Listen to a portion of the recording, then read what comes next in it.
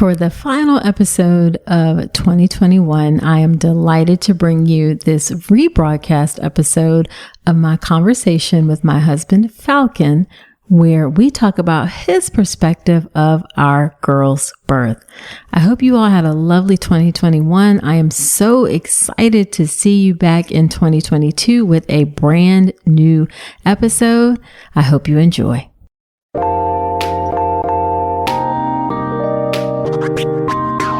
Welcome to the All About Pregnancy and Birth podcast. I'm Dr. Nicole Calloway Rankins, a practicing board-certified OBGYN who's had the privilege of helping hundreds of moms bring their babies into this world. I'm here to help you be knowledgeable, prepared, confident, and empowered to have a beautiful pregnancy and birth. Quick note, this podcast is for educational purposes only and is not a substitute for medical advice. Check out the full disclaimer at ncrcoaching.com/disclaimer. Now let's get to it.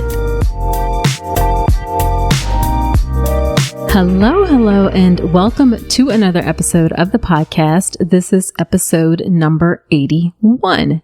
Thank you for being here with me today.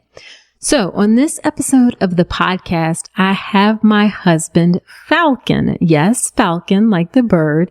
And he is on to share his experience of our daughter's births. A while back, I had someone reach out and say it would be great to hear a dad's perspective of a birth story. And I decided that I really wanted the first dad on my podcast to be my husband. So I kind of harassed him until he agreed to come on. And I wanted him to come on because he is such a great dad, as you will hear me say in the episode. But honestly, I was also really just kind of curious about what he would say. This isn't something that I ever feel like we've talked about in great detail, even though our girls are now 10 and 12. And I actually learned some things that I did not know after we had this conversation. So we had a great talk about what prenatal care was like from his perspective, how he felt about the transition to parenthood and preparing for it, what my labor was like for him, and why he didn't want to talk about how my C-section experience was for him. For anybody who's listened to the podcast before or followed me, you know that my first C-section was done with inadequate anesthesia. It was a bit of a traumatic experience for me. And he shares why he actually didn't want to talk about that in detail on the podcast today. Now, y'all, he was a little bit nervous to come on, but he did a great job. And I know that you are going to enjoy this episode.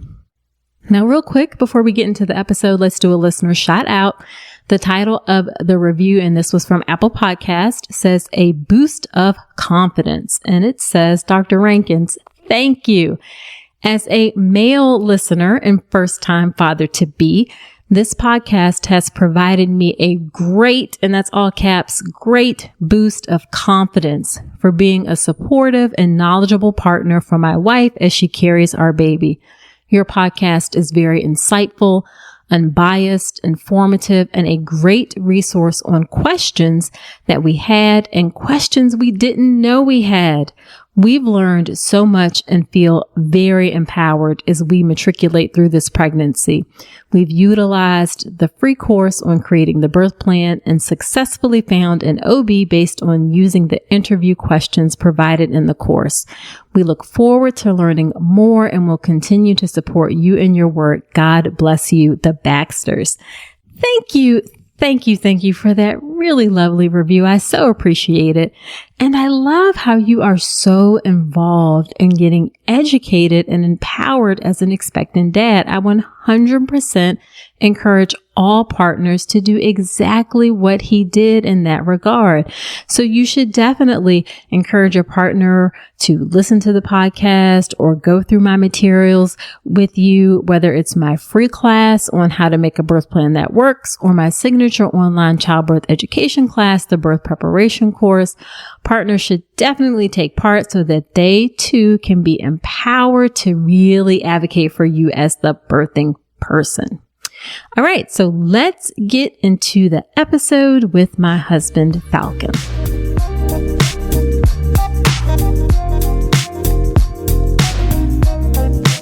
So we have tried to do this many times and we keep laughing because it's just weird because we're in different rooms, but and in the same house, and we've never done this before. So this feels like a little bit awkward, but at any rate, I am really excited that you agreed to do this after I kind of slightly harassed you a little bit to death. Slightly? Well, okay. Yeah. Okay. Fair enough.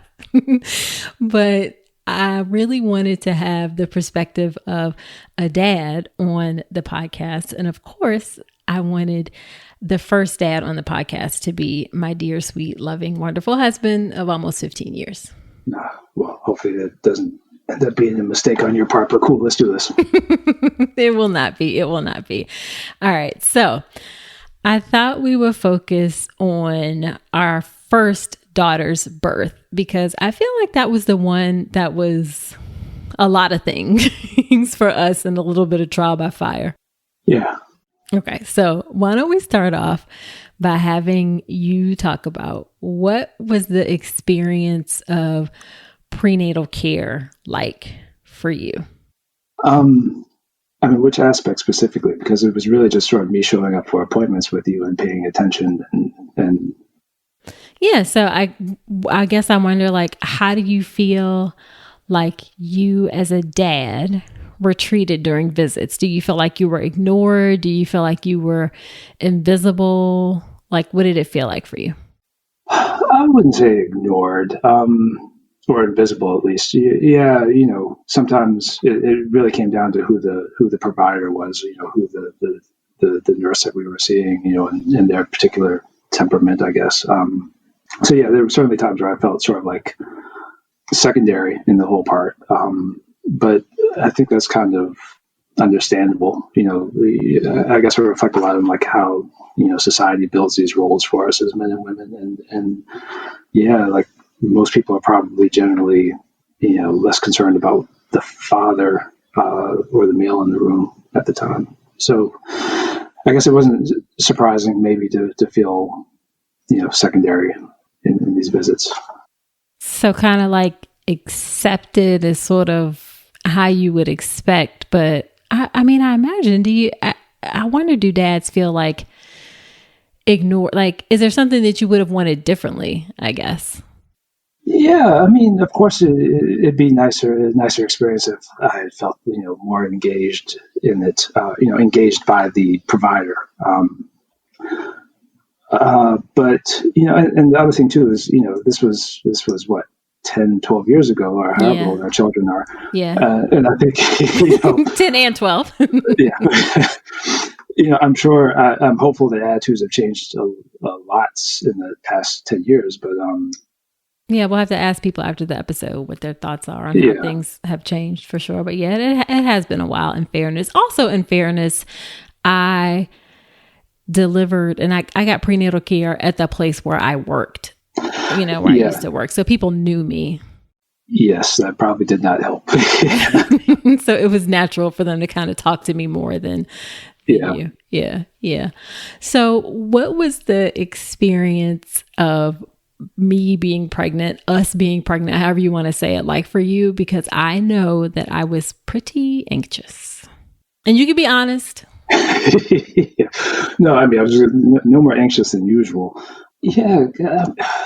What was the experience like for you being pregnant? I remember feeding you a lot, trying to make sure that you had, a well-balanced diet and we're getting plenty of fruits and vegetables, things like that.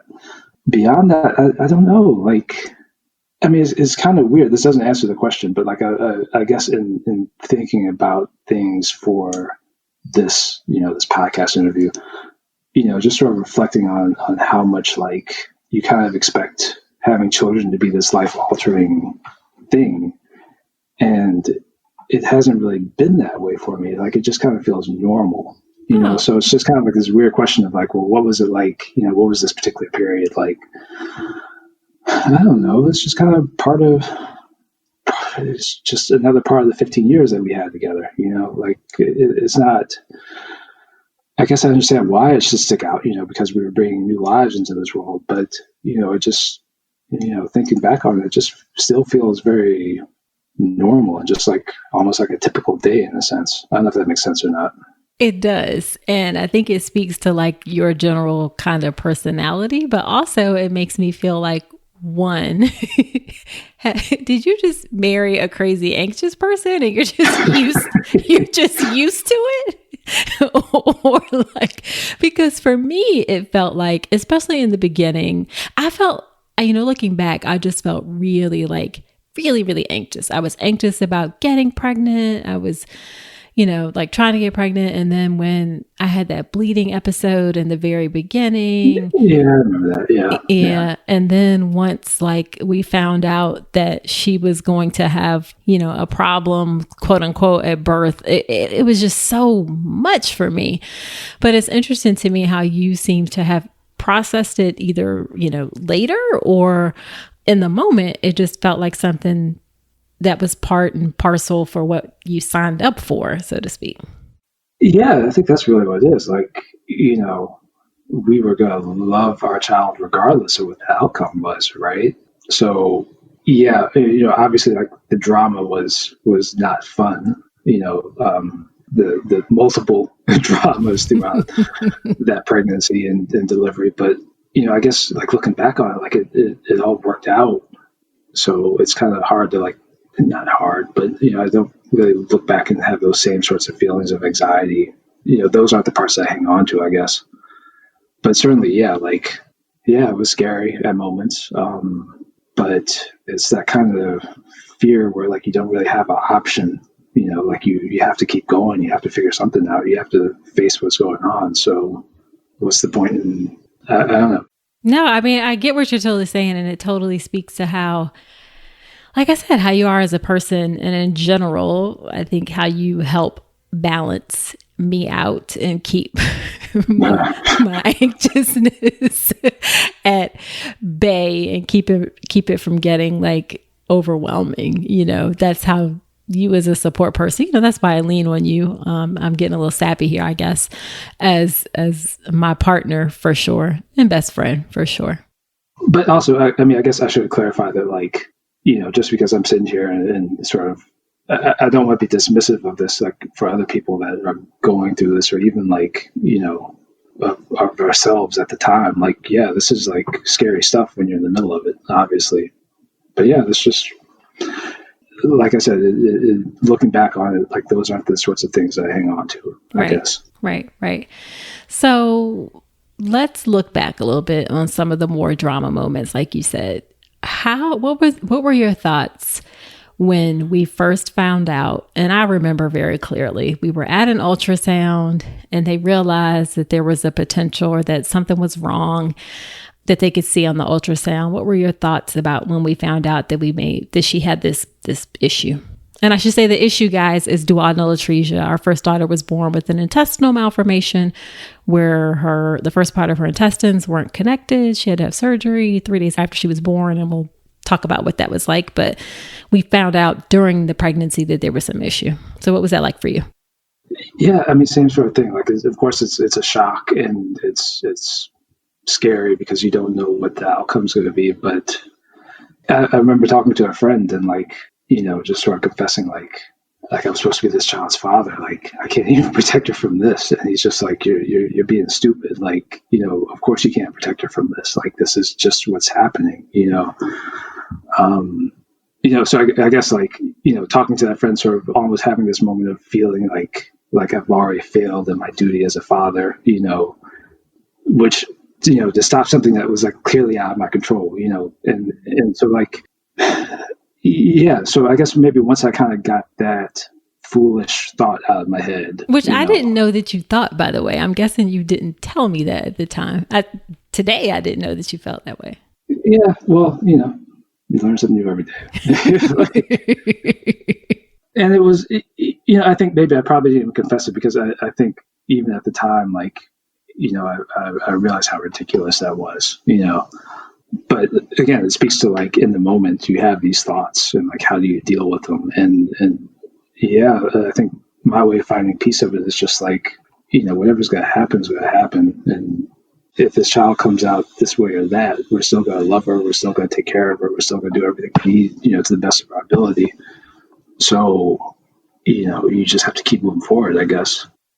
Yeah, I know. I felt definitely very stressful because we had to make that decision about because this particular malformation can be associated with chromosome issues, and we like particularly trisomy 21 or Down syndrome most often. And we had, we decided to do the amniocentesis to look at the chromosomes. I felt like that was stressful and how we would have handled that.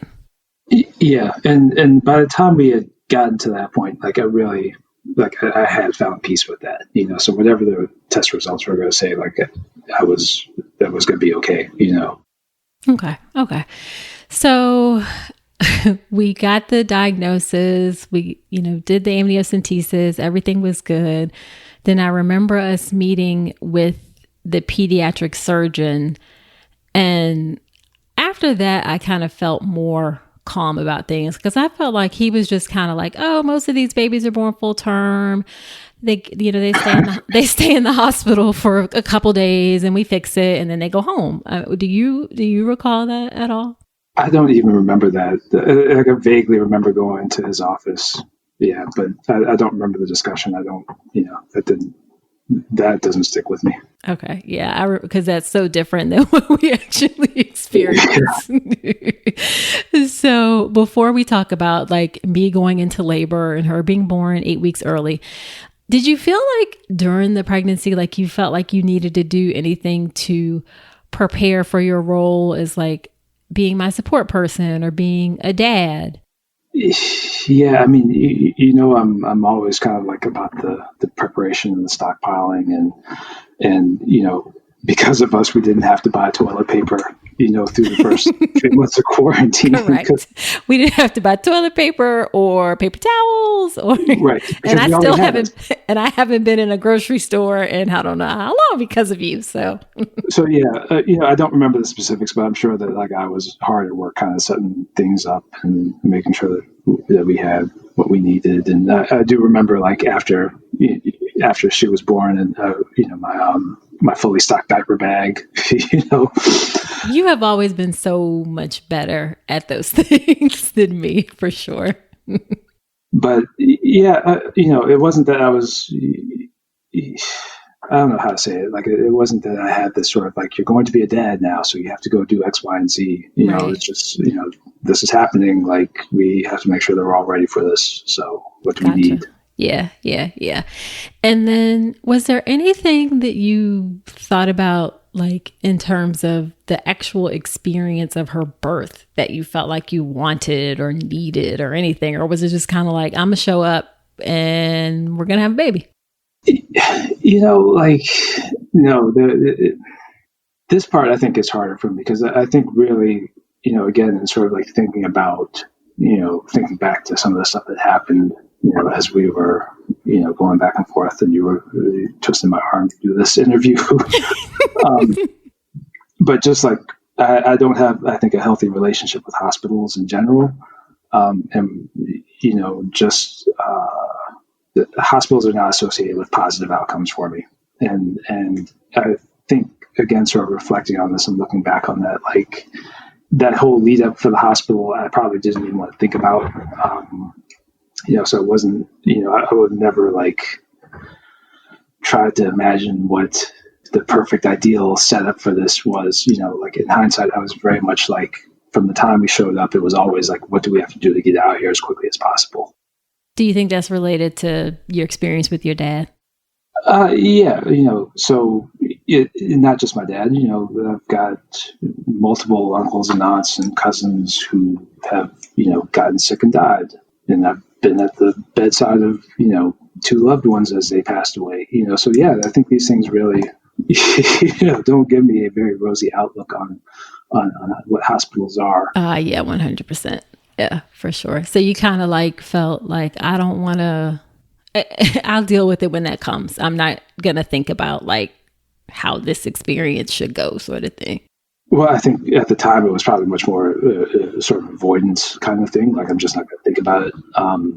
But yeah, like again, sort of reflecting on it, especially 10 years later, 12 years later, and just kind of realizing that about myself, that, I think from the moment that we stepped foot into a hospital, like my mind was just trying to figure out, like, how do we get out of here as quickly as possible, Yeah, I can see that for sure.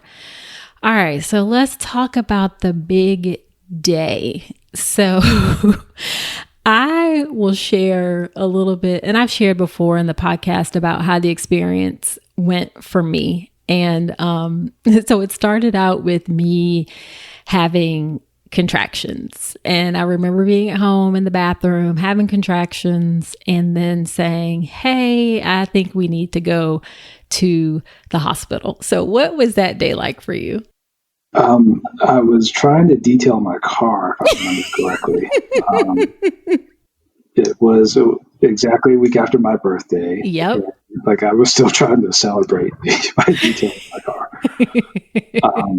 So the first time that you said it was kind of an interruption. And keep in mind that I was anxious, so I would like little things. I would just be like, "What's going on?" Like, so. Yeah, and that's what I was about to say. Like, you if we're honest, like, sometimes that first one is just kind of you being anxious. That first complaint is just you being anxious. So there was sort of like the process of trying to, like, figure out, is this real or not? Well, sorry, they're all real. But is this something that we really need to be attentive to?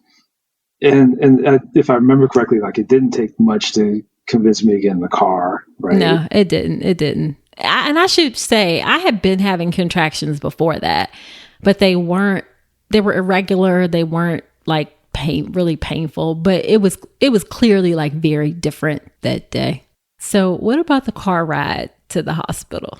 Yeah, I think I will admit that, and I've told you this before, like, I was still skeptical until we got on the interstate and looked over and saw you, like, gripping the handle of the door, which is when I realized that you actually were, like, you were experiencing something for real. And that's when I definitely started taking it more seriously. Yeah. And I'm not like I don't think loud. I'm going to be more like quiet about. Yes. Yeah. If I'm in pain about something. So, yeah. So we pull up to the hospital, and I knew that you thought it was serious because you let somebody valet the car? Yeah. Which you never, ever, ever do. You let somebody valet the car. So I was like, okay, he's like. It was your car. So that did make the decision a little bit easier, but yeah. So we get up to labor and delivery, and then y'all put on the show of, like, trying to convince everybody that everything was okay, if I remember correctly. Like, you mean me trying to convince, or like? No, everybody, like, you and the nurses and the doctors, all just trying to be like, yeah, everything's fine, And see, I don't remember it like that.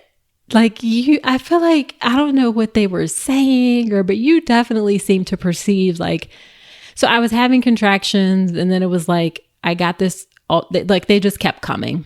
Right. And then they did the fluid reduction, right?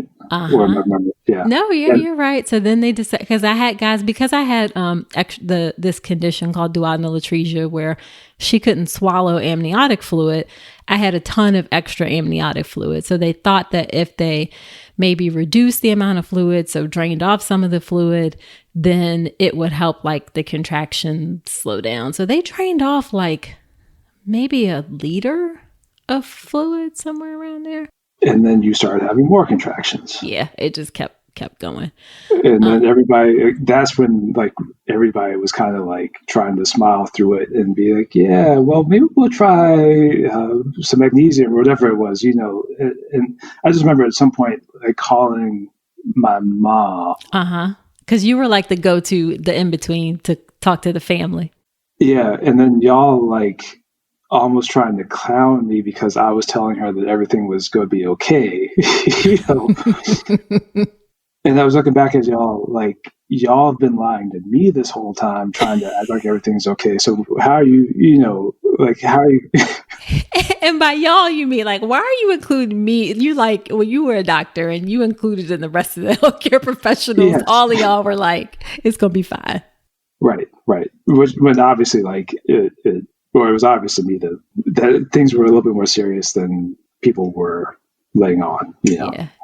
But again, this could also be just me and my natural suspicion of like I just walk into hospitals and have this expectation that something bad's going to happen. So. Gotcha. Well, you were very calm. Like I never felt like you felt particularly worried about things, even if you were. So I remember I never felt like I was in a ton of pain, to be honest. Like it wasn't like I don't feel like I looked like I was. I mean, I knew I was hurting and I was having the contractions, and I ended up getting an epidural just because they thought maybe that might slow the contractions down too, which it didn't. But I don't remember like looking or feeling in a lot of pain. What do you remember about how I was like? Yeah, but I mean, you were your sort of typical you.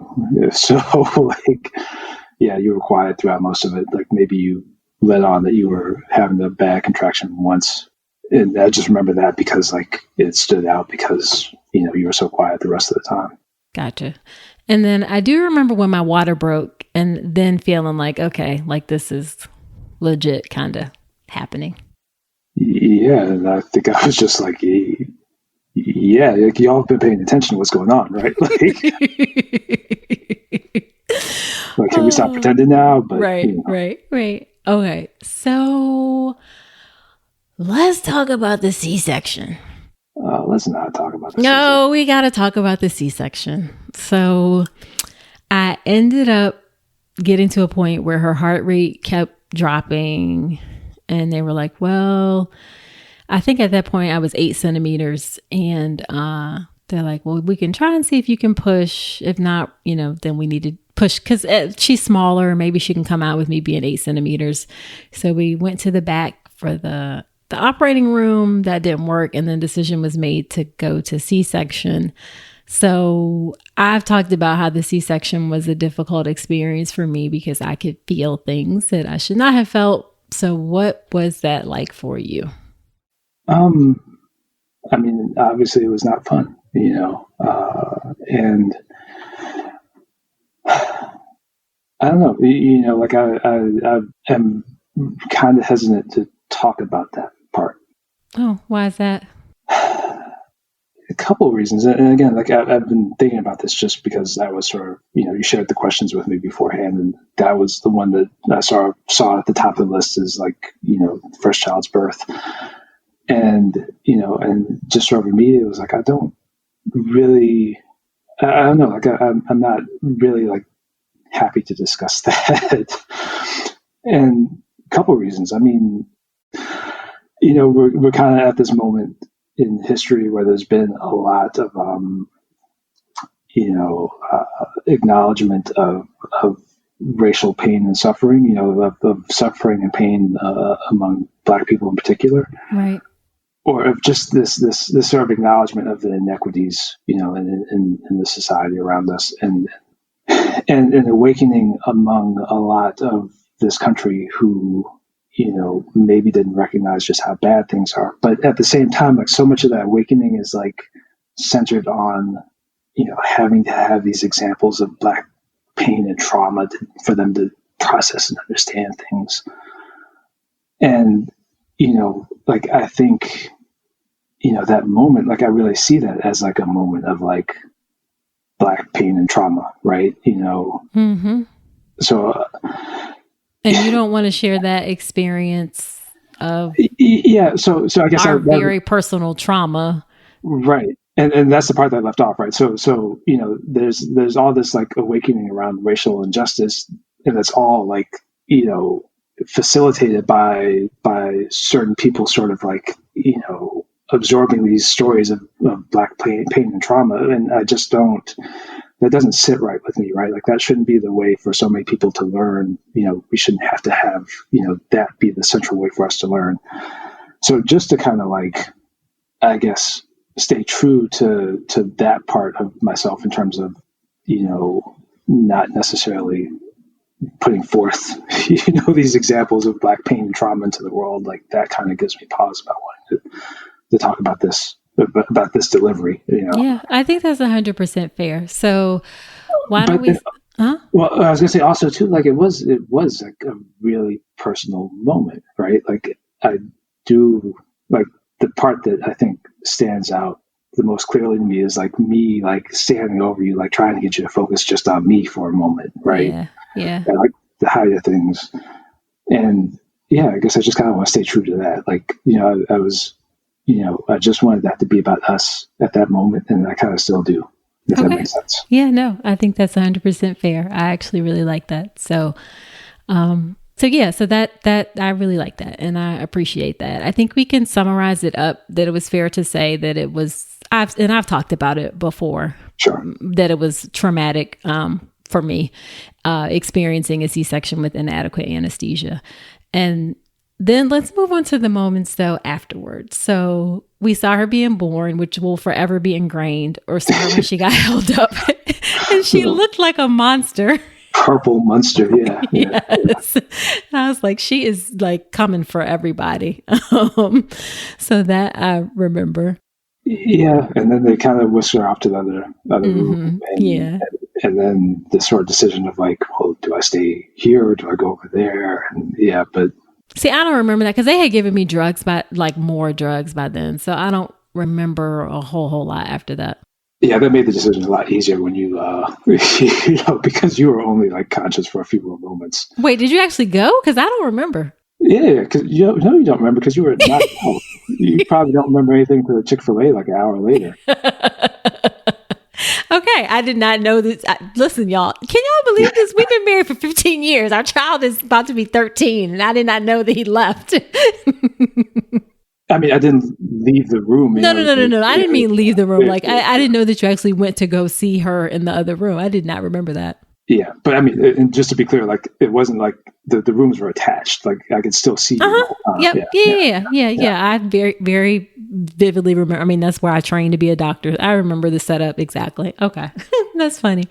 All right, so then we get to the recovery room, and yes, I wanted Chick-fil-A so bad. And shout out to my bestie, Keisha Reddick, who y'all have heard on the podcast before, for bringing me that Chick-fil-A. That was like the best chicken fingers and fries I've ever had in my life. And then I do remember you going to the NICU and taking pictures and coming back and me being like, I'm going to let you describe that part. I was like, oh, is she okay? Like, look at her ears. Like, look at her head. Like, what? I just thought she was like I didn't get the warm, fuzzy, like, oh, here's my cute baby feeling when I saw the pictures. What did you feel when you saw her? Because she was tiny, y'all. She weighed 3 pounds, 7 ounces. She was long. And she had a skull that kind of, like, the fragments of the skull kind of rode up on top of each other for a while. So she had like a ridge on top of her head, which was kind of strange. And God, y'all forgive me. I love my child. She's beautiful. She's gorgeous. But it kind of reminded me, I want to say, of like a Vulcan from Star Trek. So sort of, don't forgive me, but what, you didn't think that? Tell me you thought that? It's just me. No, it's just you. Yeah, okay. I thought she was cute. Yeah, I'm sorry. So was I just extra over the top? Did you really look at her and was like, you didn't think, oh my gosh, she's so little, why she look funny? Nothing. That was just me. No, that was just you. Shout out to me being a superstar A mother. No, I mean, I don't know. Like, she was our child, you know. Yeah. I think that was just a continuation of my well-known anxiety problem, which I've gotten better at, but it was just the anxiety. What do you mean? Okay. Oh, are you saying no? It's not. Nobody think anxiety doesn't cause you to think your child looks like a Vulcan. Is that what? Oh no, I was more talking about the anxiety getting better part. But anyway. Okay, my anxiety is better. It's better than it was then, for sure. When it comes to our children, I mean, well, yeah, I mean, I guess because they're older and they can tell you when something's wrong. That's true. Because for a long time, I was, especially we're not even going to get into that, when I took her to the doctor and I thought she threw up and all that kind of stuff. All right. So let's focus. Let's get back on track. No, I'm just thinking of the time that she actually like projectile vomited, and I kept it quiet because I didn't feel like going to the doctor. Because you knew that I would like lose it if I saw. Yeah. Oh, all right. So let's talk about having a child in the NICU. For me, that was so hard. Even though we went to see her every day, twice a day, except for one day, we didn't go see her twice a day. And I still feel guilty about that. I remember crying every day just about for a while and then like kind of cutting back on that. But that was definitely stressful. Yeah. I mean, of course that was stressful. I just remember at some point, especially once things kind of cleared up and we were, there was less of a question. Actually, I take that back. Like I never really had I was never really afraid, that something bad was going to happen, which is kind of weird because like I remember the extubation, Oh God. Yeah. Yeah. And maybe, I don't know, maybe I was in denial, who knows? But I do remember like as things kind of went on, a few weeks into it, I guess, just actually feeling kind of grateful almost. And I think it was the kid that was celebrating their first birthday in the NICU. I still remember that too. Yeah, for sure. That was definitely like a, I don't know, humbling, grounding kind of experience to see this child who had been in the NICU for an entire year. And we were just there for a month. Like I think as we got, closer to her going home, felt grateful that she was doing well. She was growing, all those things. Yeah. And I mean, I guess you hate to benefit in a way off of somebody else's suffering, but, that moment was just kind of, this experience was obviously hard to get through and, not fun at all, but everything had worked out, so it's just like we had sort of gotten this insight into like how fragile this whole, thing could possibly be. And, I guess how lucky we were. So for sure. Yeah. Because after the surgery, which was funny, some of the moments that we joke about were how the surgeon comes out. He used to always say the child. Because I'm guessing he couldn't remember if it was a boy or girl. So he would just call him all the child.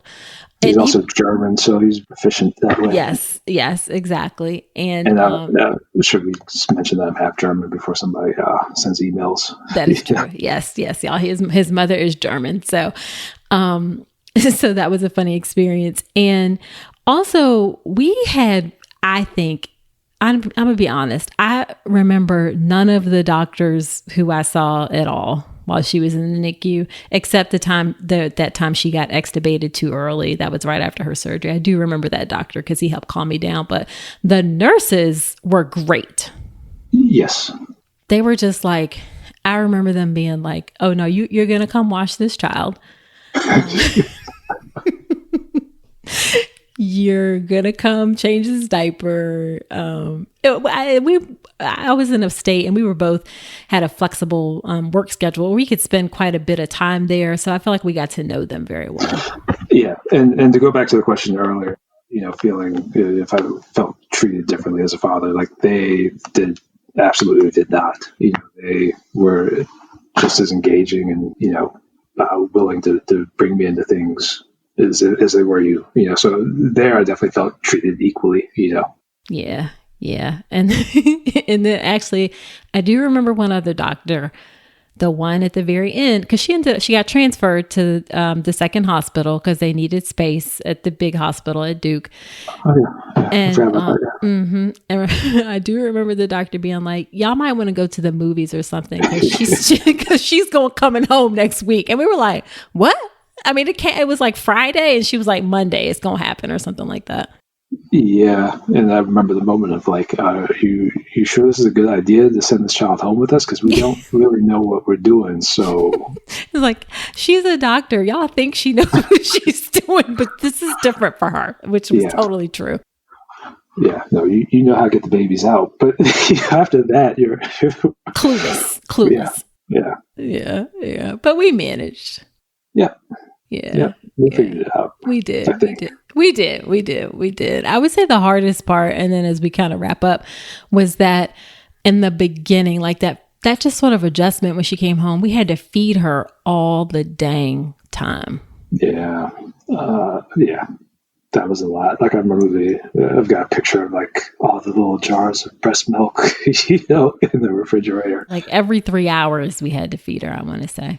And those stupid, the bottles with the valves in them that had to be cleaned out and all that stuff. Yeah. And now look at her. She's 12. Yeah. Taller than you. Much taller than me. 5 inches at least at this point and counting. So I think we did good. Yeah. And that's I think another part too that I've just kind of like let go of is like all the work, not just like work, but the rote kind of like, like washing bottles and, this sort of routine where you like, you're in the middle of it. It's just so like tiresome and boring. But yeah, that part I just kind of forgot about. Let go. Yeah. So, the second time around felt easy. So for our second pregnancy, to me, and the delivery, the C-section, that in general felt like easy peasy for me. How did it feel for you? Yeah, same. Like I don't. It's horrible to say, but I don't really remember much about it. Like, I kind of remember going back to the room with you, and a couple minutes later, like, here's our second child. Yeah, I think I was like, you don't have to come to the appointments. It's fine. I'm just popping over for an appointment. Like, it was just way more laid back the second time. I believe I went to all the appointments, so right? Like, oh, did you? Is it bad that I can't remember? I feel like I was I don't know. I feel like maybe you did, maybe you did. I don't feel like it felt like a big deal. I know I wanted you there for the first time for all of them, but the second time I felt a little bit more like laid back about it. Yeah, no, I mean, we were definitely more relaxed. Yeah. And the C-section was a much better experience. Yeah. But again, same sort of thing where I was just, from the moment we hit the door of the hospital, it's just like, what we got to do to get out of here? Okay. I remember. Let's talk about that for a second. Okay. Because most of the time people go home on the third day after a C-section. Now, I was motivated to go home early, y'all, because I'm not a hospital person anyway. Even though I work in hospitals, I don't like being a patient at all, period. So day 2, I had to keep my catheter in for a little bit because I had like some scar tissue or something or whatever. And my physician was being extra cautious, like, just keep it in, give your bladder some rest. So on day 2, my catheter comes out and Falcon is like, all right, let's go. We going home. I was like, I think a couple other things have to happen before I can go. You were just like, no. You were like, let me go get the car.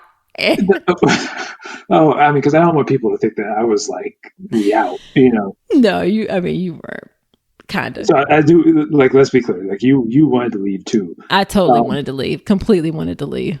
And if I remember correctly, it was more that like the nurse left out the part about, she was like, well, we'll just pull this catheter out and then y'all can go.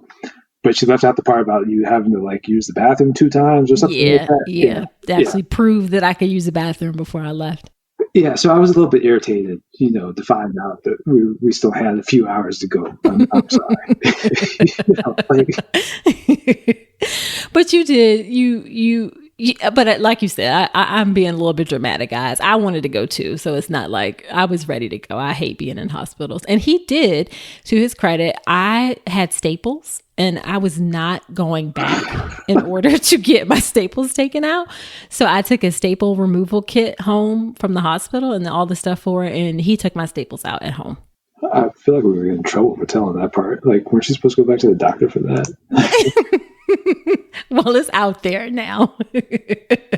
And you did a very good job of taking my staples out. So thank you. Yeah, you're welcome. All right. So last thing, what would be like, if you could give one piece of advice to expectant dads, what would that advice be? Oof. Relax. I don't know. That's a good question. I don't know. So I guess I'm not a huge fan of this whole like mom dad thing, right? And this whole like division, So what's the advice to dads? Like, you get in there and be a parent. Like figure out what needs to be done and do it. Don't get tied up on the roles of what what you feel other people think you should be doing. Whatever expectations you think other people have of what parts you should be involved in and not be involved in. Like this is so just get in there and I don't like this answer. I don't like this part of the answer because like I don't want to say like get in there and help because I don't want to sound like preachy about it, but resist this urge to feel that dads do certain things and moms do certain things. I mean, I think what you said is already great. Like, don't feel tied to kind of like society expectations or anybody's expectations of what a dad should be. Yeah. So, I mean, I guess that advice goes for all parents, not just dads, but moms too. It's, don't feel beholden to these sort of larger expectations about what your role should be in either the pregnancy or the birthing process or raising the child afterwards, And that is something that you 100% live by because full confession, everybody, between the two of us, my husband is like the better, more organized parent in terms of getting things done for our children. He takes them to school. He does my girl's hair. He does the best Afro puffs I've ever seen. He takes care of school forms, appointments, things like that. So he like the whole get in there and just do what needs to be done is certainly words that he lives by. And I, of course, am forever grateful for that. Well, I'm grateful for the opportunity to do it. Look, are you? Maybe like 90% of the time, but sometimes you'd be like, can you get in here and do like a little bit of something, please? We'll save that for the next podcast. Okay. All right.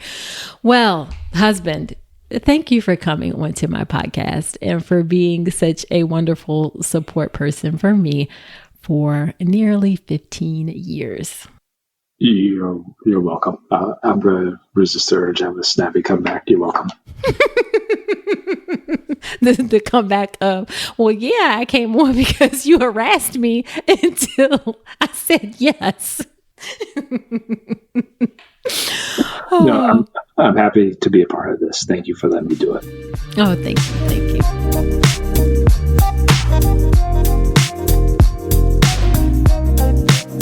Okay, so that is it for this rebroadcast episode. Do come on back next week. And until then, remember, you deserve a beautiful pregnancy and birth.